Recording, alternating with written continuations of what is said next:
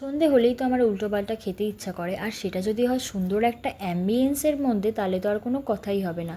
যাই হোক, বাড়ি থেকে বেরিয়ে পড়লাম। মাত্র 2 মিনিটের হাঁটা পথে এসে দেখি এই ফার্মের মাঠেই খুলে গেছে দারুণ একটা ক্যাফে। ক্যাফেটা দেখে তো আমি পুরো শকটি হয়ে গেলাম, মানে এরকম জায়গায় এরকম একটা ক্যাফে, এই যে এই পাশে ছিল পুকুর, আর এই মাঝখানে ছিল একটা মন্দির, আর তারপরে ছিল ক্যাফে, দেন এই পাশটাতে ছিল পুরোটা আমবাগান, মানে আমবাগানগুলোকে কেটেই এই ক্যাফেটা স্টার্ট করা হয়েছে। এই ক্যাফেটার বয়স মাত্র 2 মাস। আর এই যে এইটা ছিল অ্যাম্বিয়েন্স, এই ছোট্ট জায়গার মধ্যে যে এত সুন্দর করে এরা অ্যারেঞ্জ করেছে, এটা ভেবেই তো আমি পুরো অবাক হয়ে গেলাম। খুব সুন্দর লোকেশান, ছবি তোলার জন্য অ্যাম্বিয়েন্সটা খুবই সুন্দর।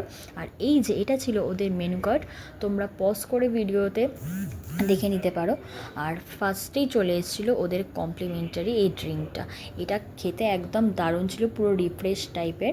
আর যেহেতু রাত মোটামুটি অনেকটাই হয়ে গেছিলো, বাড়ি ফিরে আমাদের ডিনারও করতে হতো, তাই আর উল্টোপাল্টা কিছু খেতে পারিনি, শুধু নিয়েছিলাম স্টার্টারটা, আমার all time favourite crispy chilli baby corn. এই যে আমার হাজব্যান্ড মুখে দিল, এবার হাজব্যান্ড মুখে দিয়ে ওর রিয়াকশানটা দেখে বুঝতেই পারছো যে কতটা টেস্টি ছিল। আর এটা ছিল আমার লাস্ট বেবিকর্নটা, খেতে দারুণ ছিল। দেন বিল চলে এসেছিলো, বাট ওদের মেনুতে চা কফিটা রাখলেও খুব ভালো হতো। যাই হোক, অল ওভার গুড ছিল।